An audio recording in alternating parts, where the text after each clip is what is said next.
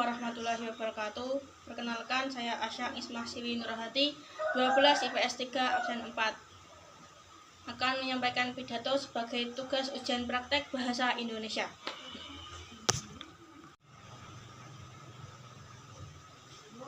Assalamualaikum warahmatullahi wabarakatuh. Bismillahirrahmanirrahim. Alhamdulillahirabbil alamin. Wassalatu wassalamu ala asrafil anbiya'i wal mursalin Sayyidina wa maulana Muhammadin wa ala alihi wa sahbihi ajmain. Puji syukur kita panjatkan kehadirat Allah Subhanahu wa taala atas segala limpahan rahmat taufik serta hidayahnya kepada kita. Selawat serta salam kita curahkan kepada Nabi kita, Nabi Muhammad sallallahu alaihi wasallam, yang telah membawa kita dari zaman jahiliyah menuju zaman Islam seperti saat ini. Yang terhormat Bapak Kepala Sekolah SMA Negeri 1 Citis, Bapak Ibu Guru, dan siswa-siswi yang saya banggakan. Pada kesempatan hari ini, saya akan menyampaikan pidato tentang pemberlakuan kembali ujian nasional sebagai syarat kelulusan kelas 6, 9, dan 12. Perubahan sistem penilaian dan pemberlakuan kembali ujian nasional sebagai syarat kelulusan. Seperti yang kita ketahui, sistem pendidikan di Indonesia sering mengalami perubahan dari waktu ke waktu, termasuk dalam hal penilaian siswa. Salah satu perubahan yang cukup signifikan adalah pemberlakuan kembali ujian nasional sebagai syarat kelulusan. Setelah sempat dihapuskan, kini ujian nasional dan akan kembali menjadi bagian penting dalam proses kelulusan siswa. Lantas, apa alasan dibalik perubahan ini dan bagaimana sistem penilaian kita yang akan datang? Izinkan saya untuk menyampaikan pendapat saya dalam pidato ini untuk melihat beberapa hal yang perlu cermati mengenai sistem tersebut untuk diberlakukan kembali dan pentingnya dalam konteks pendidikan di negara kita. Beberapa kelebihan dari pelaksanaan ujian nasional yang tidak dapat kita pandang sebelah mata, salah satunya adalah standarisasi. Ujian nasional atau kita dapat menyebutnya dengan UN. UN memberikan kepastian bagi kita semua bahwa standar pendidikan akan lebih merata. Seluruh siswa di berbagai daerah, di perkotaan maupun di pelosok akan mendapatkan ujian dengan standar yang sama. Yang artinya, peluang untuk mendapatkan pendidikan berkualitas yang setara menjadi lebih terbuka. Selain standarisasi, ada juga yang harus kita miliki, ialah salah satunya motivasi belajar. Ujian nasional bisa menjadi tolak ukur bagi pencapaian siswa. Dengan adanya ujian yang menjadi acuan kelulusan, siswa lebih terdorong untuk belajar secara maksimal. Ujian ini memberi tantangan yang sehat yang mengarah pada persaingan yang konstruksi agar siswa terus berusaha menjadi yang terbaik. Namun, tidak dapat dipungkiri, sistem penilaian yang ada saat ini pun memiliki kekurangan. Salah satu kekurangan yang sering kita temui adalah kurangnya objektivitas dalam penilaian.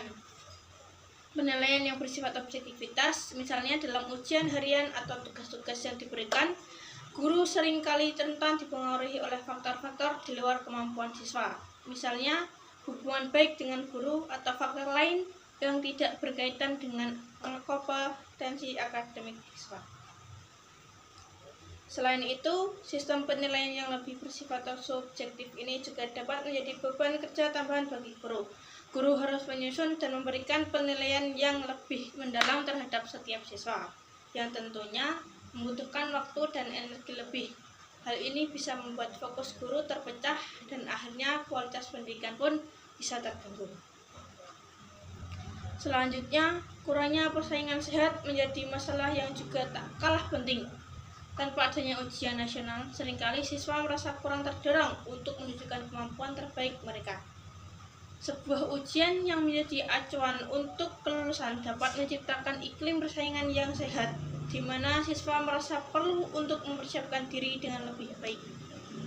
Lalu, apa yang harus kita lakukan agar sistem penilaian dapat berjalan lebih efektif dan adil? Tentunya kita perlu melakukan perbaikan sistem ujian nasional itu sendiri. Salah satunya adalah dengan memastikan soal ujian yang relevan dan lebih mengukur kemampuan berpikir kritis serta analitis. Kita tidak hanya ingin mengukur sejauh mana siswa menghafal materi, tetapi juga sejauh mana mereka mampu berpikir secara kritis dan menyelesaikan masalahnya. Selain itu, kita juga perlu memanfaatkan teknologi yang lebih canggih. Dengan kemajuan teknologi, kita dapat meminimalisir potensi kecurangan dalam ujian dan mempercepat proses penilaian. Penggunaan teknologi yang tepat akan membuat ujian nasional semakin efektif dan transparan. Namun, tentu saja perbuatan ini bukan hanya tanggung jawab pemerintah atau satu pihak saja. Peran serta semua pihak sangat diperlukan agar sistem pendidikan kita dapat berkembang dengan baik. Peran sebagai pemerintah, misalnya, harus menyediakan anggaran yang cukup dan infrastruktur yang memadai.